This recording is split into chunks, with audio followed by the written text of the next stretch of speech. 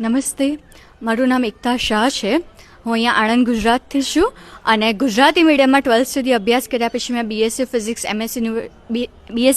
MS university બરોડાથી કર્યું છે. MSc physics ઇન્ડિયાની બેસ્ટ ગણાતી આઈઆઈટી બોમ્બેમાંથી કર્યું છે અને એ પછી પીએચડી ઇન એસ્ટ્રોફિઝિક્સ, ખગોળ વિજ્ઞાન જેને કહી શકાય, એમાં મેં પીએચડી કર્યું છે અમેરિકાની રોચેસ્ટર ઇન્સ્ટિટ્યૂટ ઓફ ટેકનોલોજીમાંથી.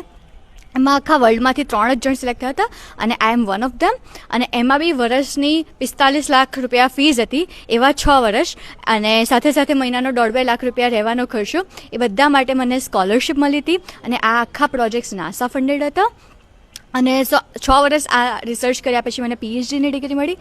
એ પછી બીજા 3 વર્ષ મેં અમેરિકાની યુનિવર્સિટી ઓફ કેલિફોર્નિયા ડેવિસમાં પોસ્ટ ડોક્ટરલ ફેલોશિપ તરીકે રિસર્ચ કર્યું.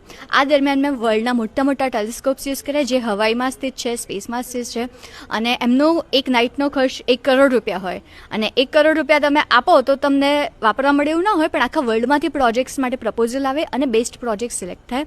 એમાં મારા પ્રોજેક્ટ સિલેક્ટ થયા અને એ ડેટાનો ઉપયોગ કરીને મેં બ્રહ્માંડ જ્યારે નાનું હતું ત્યારે ગેલેક્સીઓની સિટીઝ જે બનતી હતી, એટલે કે આપણો સૂર્ય જેવી રીતે તારો છે એવી રીતે હજારો સૂર્ય ભેગા, કરોડો સૂર્ય ભેગા થઈને એક ગેલેક્સી બનાવે અને આવી હજારો ગેલેક્સીઝ ભેગી થઈને જે બ્રહ્માંડની મોટામાં મોટી રચનાઓ બનાવે. અને આ રચનાઓ બી બ્રહ્માંડ નાનું હતું ત્યારે બનતી હતી.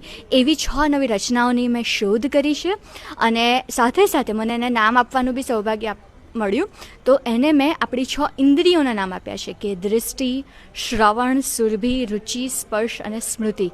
અને આ 6 ઇન્દ્રિયોના નામ મેં એટલા માટે આપ્યા છે કે આપણે બધા એની સાથે કનેક્ટ કરી શકીએ. અને આપણે તો બ્રહ્માંડનો ભાગ છીએ જ, પણ કદાચ આ નામો દ્વારા આપણો બી એક ભાગ બ્રહ્માંડમાં હોય એવું આપણને ફીલ થાય. અને સાથે સાથે આ 6 સ્ટ્રક્ચર્સ પર આગળ આખા વર્લ્ડમાં વધારે રિસર્ચ થઈ રહ્યું છે અને અલગ અલગ યુરોપની અને યુએસની બી અલગ અલગ સંસ્થાઓ આ જ હિન્દી નામોથી આ સ્ટ્રક્ચર્સને બનાવે છે, જે આપણી માટે ગર્વની વાત છે. એટલે 9 વર્ષ હું ત્યાં હતી અને એ પછી હવે ભારતના બાળકોને ગાઈડન્સ પ્રોવાઈડ કરવા માટે, એમને આગળ લાવવા માટે હું ભારત પાછી આવી છું. Thank you.